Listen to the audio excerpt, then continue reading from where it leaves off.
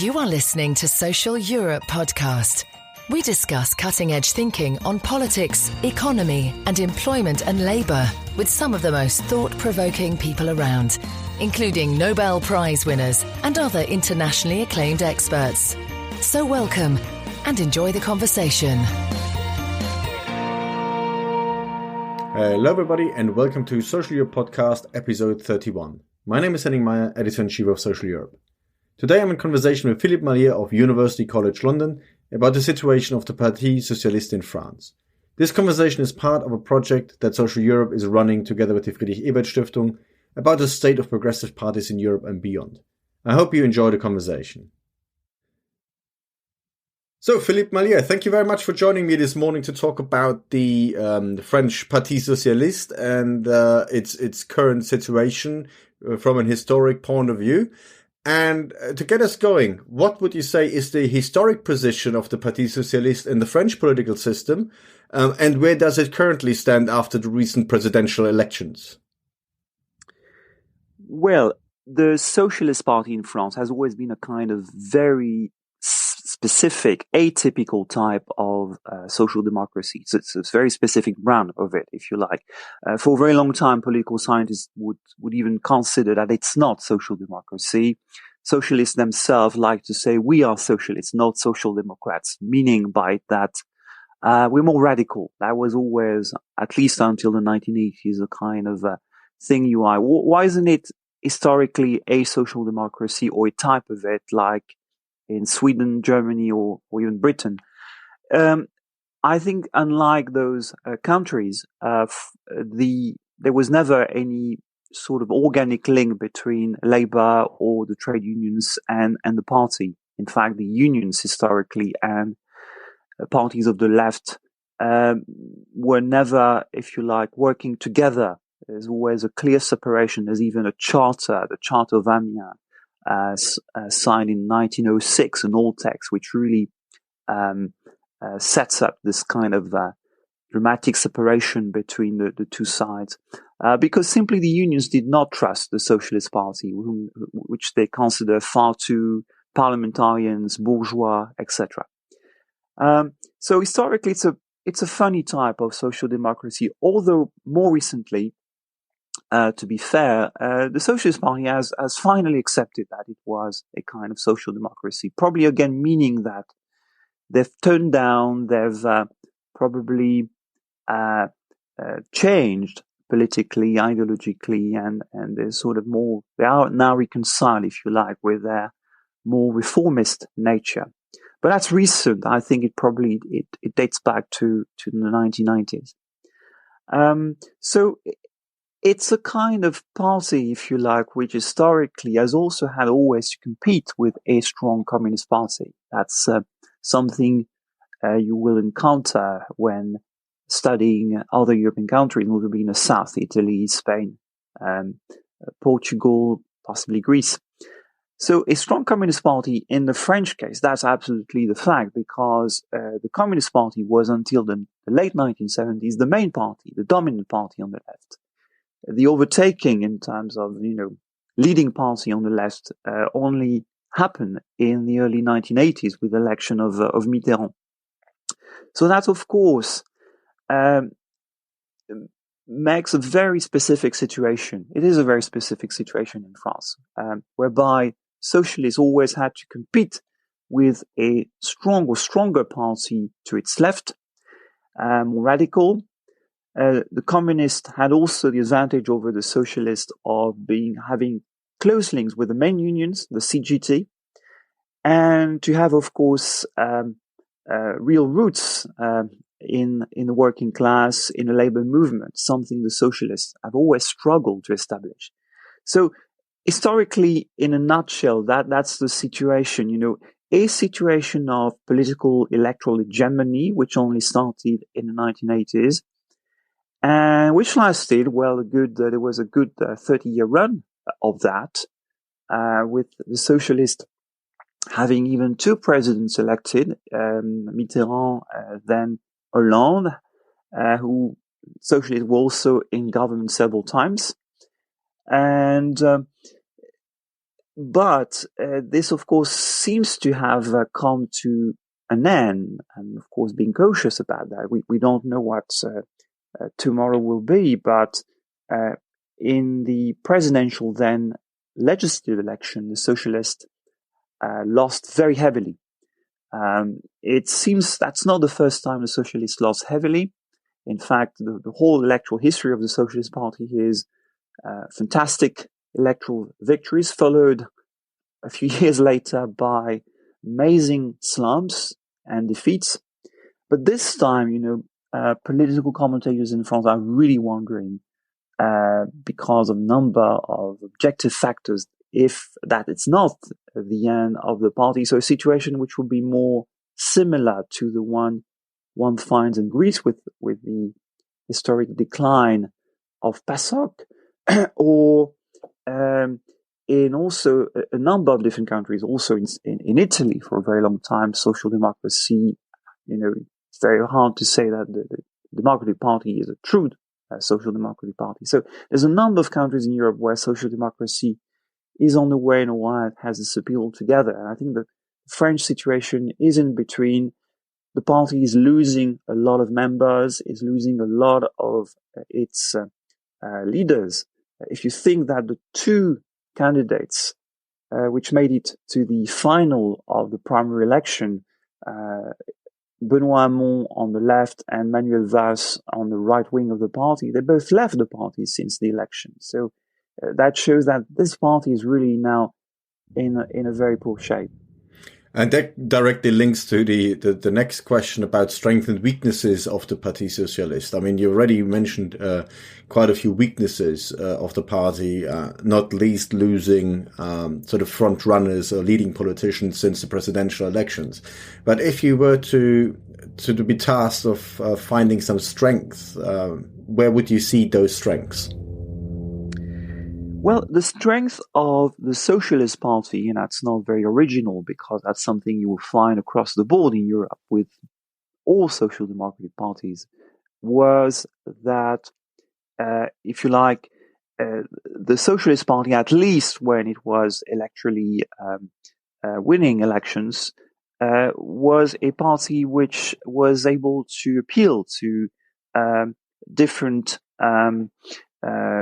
different constituencies, in terms of class, in terms of gender, in terms of age and generations, in terms of ethnicity. It's a party which really managed to be very strong and get strong support from all kinds of constituencies. That seems also, that's why I was saying earlier that probably the situation is very serious for the Socialist Party. It seems to be a great loss of support in amongst voters, amongst constituencies where the socialists used to be very strong, notably the young, notably people working in the public sector. As for, and that has been because that's been the case at least for the past 20 years, as for the kind of more popular, more working class support, the socialists have lost a lot of them. That's why one of the reasons why it is becoming very difficult for the socialists to win an election. At least that's been the case for the past 5 years, where they lost all elections, every echelon, local, regional, national. It's because there's very, very little support now coming from the sort of lower middle class salaried workers. And that, of course, some have gone to the right, some have gone a little bit to Le Pen, but essentially, and more recently to Melenchon, the radical left, but essentially there's a lot of abstention amongst working class voters. So that's, the strength is that for a very long time, the Socialist Party was a party with a kind of a real dynamic amongst different social backgrounds, which it seems to have lost lately. And also it was able to rebound at every major electoral defeat. The history of the Socialist Party is very important, very spectacular victories followed a few years later by major defeats. That's always the problem with the party, is to stay in power, is to be consistent when it comes to competing at elections, and the right in France has been very good at that, not the socialists. So nonetheless, they were able to get back to power quickly when they lost an election. It seems now, of course, it's too early to tell, but we're 6 months into the Macron presidency. Not that the new president is extremely popular. I think notably his reforms of the labor market are proving quite unpopular. But the situation is created, and the deep realignment of French politics and party politics is been doing. Well, it's still there. There's no opposition on his right, and the socialists are nowhere to be seen as serious opponent to Macron. They even wonder now whether they should really oppose Macron. Is he really a political opponent, or is he someone we can, in some circumstances, support in some of his reforms? So, of course, this is a very blurred image for the Socialist Party. They do not manage to really, they're really, if you like, squeezed between Macron and Melenchon and his new party on the left. So that's why the future, at least in a sort of short mid-run, seems bleak for it. There's no recognized leader. Members are leaving en masse. So, yes, things do not look too good at the moment for the socialists. And if you look at sort of threats and opportunities, and let's focus on the threats first. In previous conversations about other cases of social democratic parties across Europe and beyond, obviously the rise of populism, right-wing as well as left-wing populism, has been one of the key sort of threats identified. So what's the situation with this in France, with, the Parti Socialiste now wedged seemingly between the Front National on the right and the new party of Jean-Luc Melenchon on the left? Yes, part of the sort of reshaping of French politics, and that's a very recent thing, has been that there's a kind of anti-party mood in France. Of course, that France isn't the only country in Europe or in the world which has been sort of experiencing that, but the backlash against parties and professional politicians is very strong in France. Of course, that has benefited a number of movements, which for the most part really have been, of course, rejecting the very notion of party. They are movements. That's the case of Melenchon and his new, the so-called Embarde France Insoumise. That's the case even of Macron. Of course, he's transformed his movement into a proper, fairly traditional party after his election, but he ran the campaign with a movement. Something, Melenchon insists very much, we're not a party, everyone's welcome, you can even be a member of another party and join us. Our organization is transversal, no longer hierarchical, pyramidal, or vertical. This insistence on new forms of democracy and organization against a very corseted way of doing politics within parties. So that's a very strong thing. So you can even say Le Pen, because Le Pen, it's a party, okay, but it's a one-person party. There's Marine Le Pen and then her followers. So that could be seen also. So populism has become de facto the key thing, the key word. Any scholar, any student of populism should look at France very carefully, because it's really become the new battleground of all forms of populism, left-wing, right-wing, far right-wing, and you might argue to some extent a centrist type of populism with Macron, because in the end, all the ingredients, all the characteristics of populism are met by Macron. One leader, fairly charismatic, trying to establish a direct relationship with the people, with the nation, talk about, recapturing sovereignty, or national or popular democracy in some cases. All that is part of the usual populist narrative. And it's very strong, very buoyant in French politics. So Le Pen and Melenchon, yes, indeed, are the two most vocal proponents of that new trend. And of course, it's not good news for the Socialist Party, which remains a traditional party. Try, of course, to up its game, to modernize, to be more open, to take on board new issues. And to be fair, the Socialists have always been good historically at sort of taking on board new issues, sometimes recycling them, and so that they could be absolutely presented in a social democratic, reformist mode to the people. They were very good at doing that with issues such as the environment, feminism, and so on and so forth. But now it seems that they might have run out of steam because what are, and that's really the big issue, the central issue of social democracy, what are the new issues of social democracy, of the French Socialist Party? For a very long time, for the past 30 years, the big issue has been a combination of a social justice agenda together with a strong commitment to European integration. That started off, of course, with Mitterrand.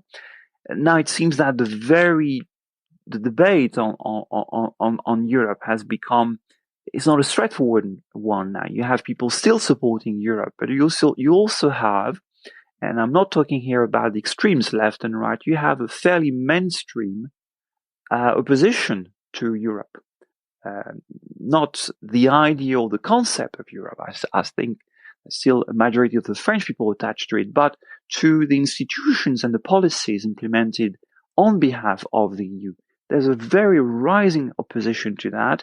It's becoming mainstream, and it's a lot of the people who used to vote for the socialists, who used to believe in that narrative, if we get more integration, if we get a closer partnership with, say, Germany, we'll be better off. I think that kind of belief, that kind of narrative is now gone. So that the main party really to support and to, so to speak, embody that narrative was the Socialist Party. So now it really adds up another problem for them. Okay, and if we come to the final question of this chat on the Parti Socialiste, in this kind of difficult landscape, where do you see the opportunities going forward for the Parti Socialiste? Well, to be fair, I'm really struggling as we speak today to end this conversation on a positive note for the regarding the Socialist Party. I'm not saying that the party is doomed and is going to vanish or disappear in a short run. Of course, I'm not a journalist, I'm not a politician, so I ought to be extremely cautious about that. And who knows, the party might make a remarkable comeback. But for sure, it is very weakened today. And the reason why it has been weakened, of course, you can argue that the Hollande presidency wasn't a big success, that a lot of people really resented, notably on the left, which would explain why the actual result and why Hollande didn't run a second time, because he thought he would lose, simply. So a lot of people, of course, disagreed with the policies of Hollande, found him too neoliberal, too right-wing, disappointing on a number of issues, including societal issues. But again, that wouldn't be the first time that the socialists are defeated and are for a short period of time unpopular as a result of their time in government. Here again, the malaise, the problem seems to be deeper than that because of the realignment of French politics. And I think one man has really sort of created a new situation. It's Macron. Macron is an amazing surprise in the French political game. He shouldn't have been a candidate, should have been elected in the first place.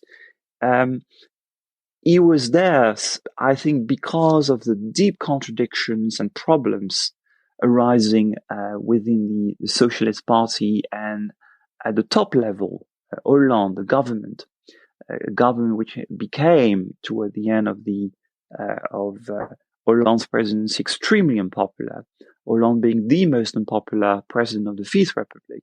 So there was a gap, there was a void, if you like, which Macron exploited, because this is a man who was totally untested politically, a young man coming from the banking sector, run alone without the support of any party, but probably because people felt that the party now had reached the end of the road, so to speak. I mean, the mass people leaving en masse the party, and I think here of a number of extremely important leaders to support Macron in the first instance, and of course following his victory you had more people coming to him, creating a new situation whereby the traditional parties of the left and right, normally you had two big parties on the left, communist, socialist, two big parties on the right, a kind of a neo-Gaullist, post-Gaullist one, Les Républicains currently, and a kind of more pro-European centrist Christian democratic one, the former party of Giscard d'Estaing. All that has gone. That was a situation for a very long time, until the 1990s at least. Four parties, and two on the left, two on the right, both of them on the left and right being of about equal strength. That has gone. Now you've got a very fragmented political landscape. You've got no longer have those old parties, the Communist Party. The Communist Party's decline has, of course, continued. And you have the rise of a kind of radical left, but who knows where that radical left will go under Melenchon. You've got the far right, despite Le Pen's poor campaign in the second round, which is still there. The Républicains are very weakened as well. So the socialists really are a force. I mean, to conclude, the question for the Socialist Party is the question which social democracy has to answer everywhere, which is how useful this organization or this political force is for, say, broadly speaking, salaried workers. How useful, the question of usefulness, because if you're not useful to your constituencies, you will disappear. People will leave you. People will stop voting for you. And usefulness has to do, of course, with the sort of the match between your the sort of policy proposals, but also your principles, how you behave when you're in government, the kind of personnel running the party. Are they electable or not? Are they popular or not? And on all those fronts, very important, the Socialist Party, amazingly, after sort of being one of the most important parties of French politics of the past 30 years, seems to have no answers to all that. Or when it has answers, they're very unpopular, very discredited. So what's the usefulness? How useful the party is? And that's the problem. For the time being, it's not useful because you've got a centrist, center-right governing party with Macron. You've got a rising radical left, not strong enough to ever compete for government, but strong enough, to really capture a strong chunk of the left-wing electorate, which has radicalized, by the way. And yes, so there's really very little room for that party because its social agenda is not strong enough to appeal to left-wing voters. And Macron, as a kind of modernist, reformist, pro-business force, is also appealing to the sort of right-wing segments of the Socialist Party voters. So it's really a very bad situation for the socialists. They've got very, very little room for maneuver indeed. Well, it sounds like that, as in other cases, party is caught between a rock and a hard place. Philippe Marlière, yes, thank you very much for having a chat with me this morning. And I'm sure we come back to this in the future, because as you rightly said, the situation is everything but easy. Thank you. Thank you very much for listening. We hope you enjoyed it. Make sure you don't miss future episodes by subscribing to Social Europe Podcast. You can also read our articles on www.socialeurope.eu and follow us on Facebook and on Twitter @Social Europe. Until next time.